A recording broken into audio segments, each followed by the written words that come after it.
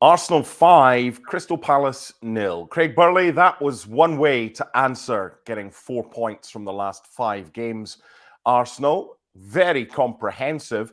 Were they that good or were Palace that bad today? No, Palace were that bad. And isn't it lovely to wake up for the early kickoff Eastern time to watch such a enthralling affair?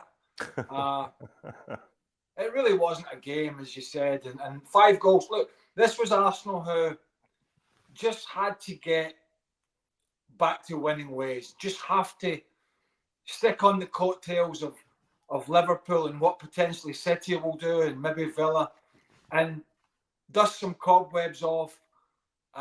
They did that. It wasn't exhilarating football for sure.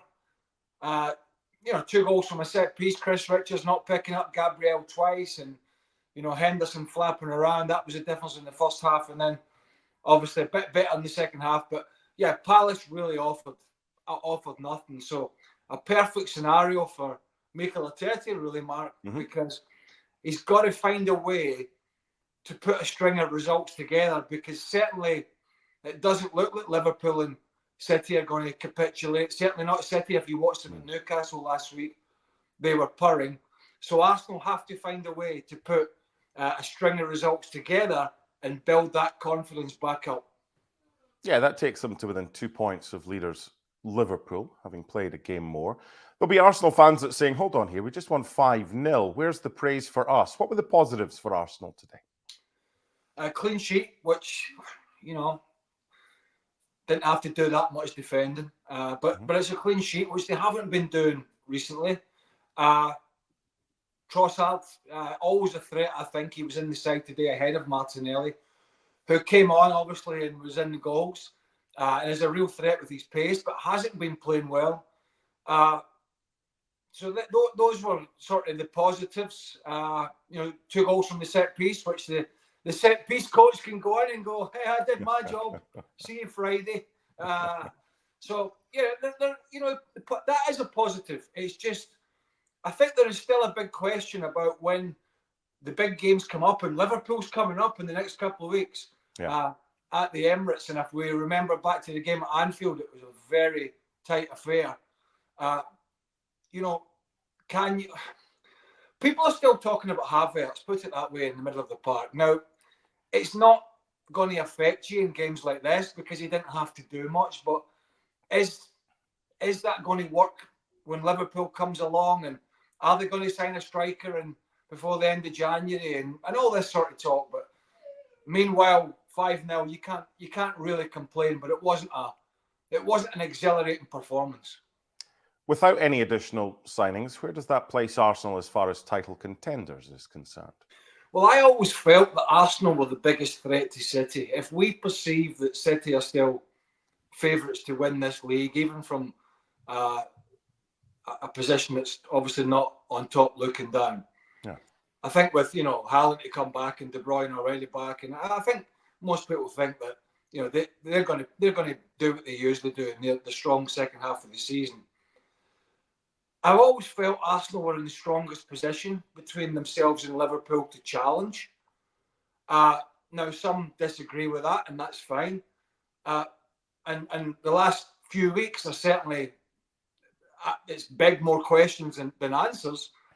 But I still think in terms of their depth and their solidity, they are and could possibly be in the best position to challenge. Now, we know Liverpool have been strong, but, Salah's to come back from the African Cup of Nations. He's picked an injury up. We don't know how long that's going to be. So there are some headaches, but they've just got to be in this shake-up. They've got to make sure they hang in and be in this shake-up around sort of March, April time, and put that sort of bad form behind them, or just that sort of mediocrity that they've played with in the last month or so. Put that behind them and somehow put a run together. I don't know if they're going to spend in January. I don't think it's likely they will spend big. So it looks like what they've got is what they've got, and we'll find out if that's going to be good enough. Final question, and I want it to be about Bukayo Saka, because he's their talisman, he's their star player. He's got 6 goals so far this season in the Premier League. He got 14 last year, if we set aside, say they're not going to sign a striker, they're not going to add to their squad, does Bukayo Saka's performances in the second half of the season need to improve? And they've been decent so far. Could he help them with goals, potentially win the title? Could he be the X factor? Well, I think he can be, but he certainly hasn't been this season. Not particularly as it's worn on towards the second half. He's lost a little bit of an edge to his game, a bit of sharpness. There's been some complaints about the type of scrutiny he's been getting from defenders, and he does take a few knocks, but he's a big, strong boy.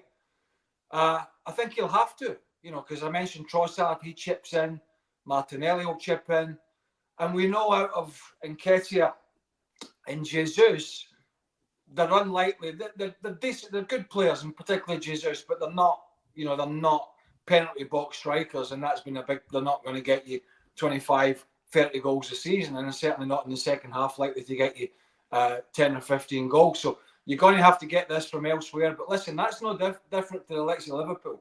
Sure. When we're talking about Nunez not, maybe out of form, who's going to get the goals if Salah comes back and he's tired and he's injured? Who else is going to come in? So they're having to cover for a lack of a natural goal scorer by 3 or 4 players. Diego Jota, Luiz in there, maybe Nunez with Ngakpo, and Arsenal are going to have to do the same. Martinelli, Trossard, Nketiah, Bukayo Saka, they're all going to have to chip in. Maybe Declan Rice and Martin Odegaard a bit more from the middle of the park. If they can do that, they can sort of negate the lack of this guy up front that's going to get them 25, 30 goals.